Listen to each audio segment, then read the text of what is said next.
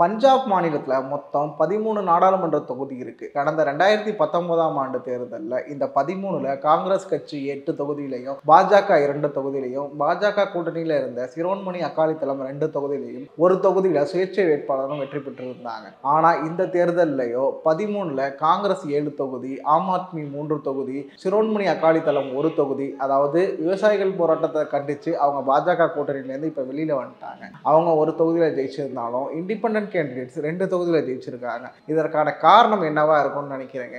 2020ஆம் ஆண்டு டெல்லியில நடந்த விவசாயிகளின் போராட்டம் தான் சொல்லணும். ஏன்னா இந்த போராட்டங்கிறது எங்களுடைய வாழ்வாதார பிரச்சனை மட்டும் இல்லை, எங்களுடைய அடையாளம் சார்ந்த சுயமரியாதை பிரச்சனை என்று பறைசாற்றினார்கள் விவசாயிகள். பாஜக அரசு விவசாய சட்டங்களை ரத்து செஞ்சது உட்பட 1-2 சீர்திருத்தங்களை செஞ்சாலும் அவங்களோட கோரிக்கையை முழுமையாக நிறைவேற்றல. அந்த கோபம் இன்னைக்கு வரைக்கும் விவசாயிகளுக்கு இருக்கிறனால தான் அவர்கள் மீண்டும் போராட்டத்தை நடத்தினாங்க. அது இந்த தேர்தலை எதிரொலிச்சிருக்குன்னே சொல்லலாம். கிட்டத்தட்ட தமிழ்நாட்டுக்கு அப்புறம் பாஜகவை சுத்தமாக துடை தெரியப்பட்ட மாநிலமா பஞ்சாப் உருவாகி இருக்குன்னு சொல்லலாம்.